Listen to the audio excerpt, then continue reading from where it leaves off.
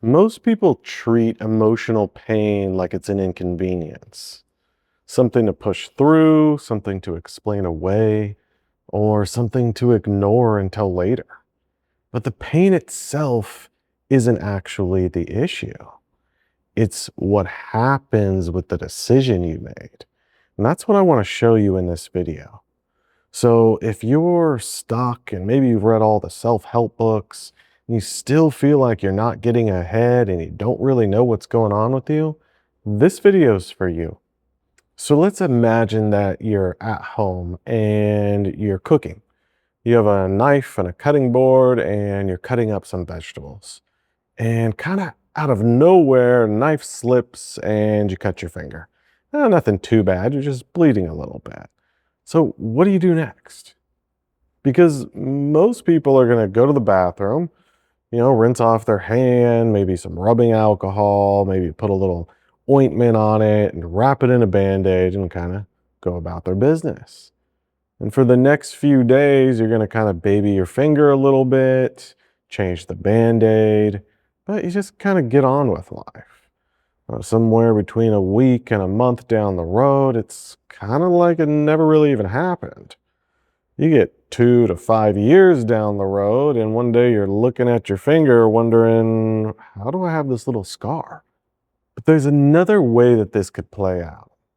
So, same case scenario. You're at home, you're cutting up vegetables, you slip, cut your finger. Same cut. Not too bad, but the difference is this time you're reminded of how much of a badass you are. And so you do what any tough guy type would do. You look at that little cut, bleeding a little bit, and you lick it off. And you go right back to cutting vegetables because nothing phases you. And the next day you wake up. Your finger's a little bit sore, but don't mind that. You're tough. You've been through way worse than that. A week goes by. Now your finger is throbbing in pain.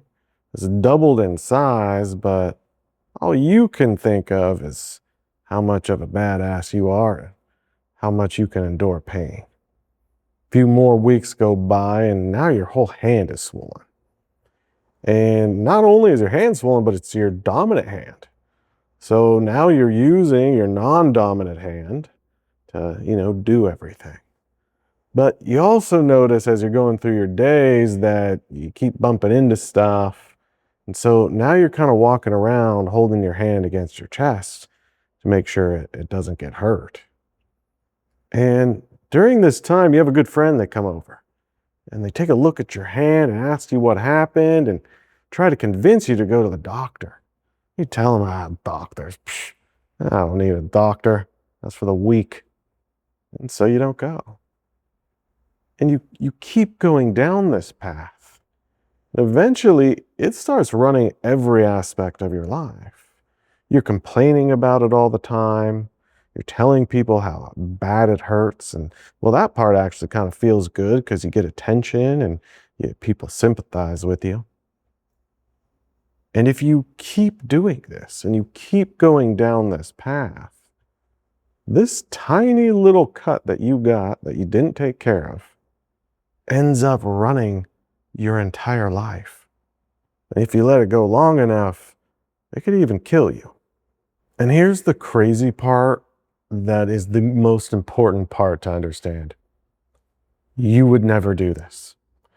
I'm going to go as far to say that you don't know a single person who would ever do this. Now, maybe somebody gets a cut and licks the wound or whatever. Sure, I've actually seen that in my own life. I may have done that myself. But your fingers swollen, double in size, your hands swollen, you're still not going to the doctor? No. Nope, that's not happening. The whole thing is just absolutely absurd. And think about it's insane. It wouldn't happen. Well, it wouldn't happen with physical wounds. But what about emotional ones? Because, my friend, that happens all the time. I'll go as far out to say that almost everyone on earth is doing it. Well, we'll put them in two different categories. Either A, they're doing it, or B, they were doing it. And that includes your therapists, coaches, healers, and yours truly. Oh, I am so guilty. Being the tough guy. Oh, just, we're not going to worry about that. And a lot of it is just, for me personally, my own ignorance. I didn't know that I could actually do something with that stuff. And so I thought, well, it'll just get worse. So nope, nope, nope, nope. We're not doing that. At one point, I realized I got a PhD in bottling it up and sweeping it under the rug. So if you don't remember anything else about this video, remember this. The wound is not proof there's something wrong with you. The wound is proof that something happened that needs your care and attention. And the longer you ignore that, the more it starts organizing itself around protecting it.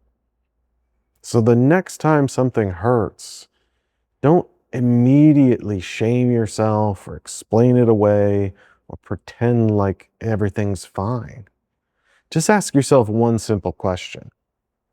What would it look like if I actually took care of this? Because the wound hurts, but it's the infection that ends up taking over your entire life. So, until next time, my friend, keep trusting your gut, keep trusting your intuition. See you.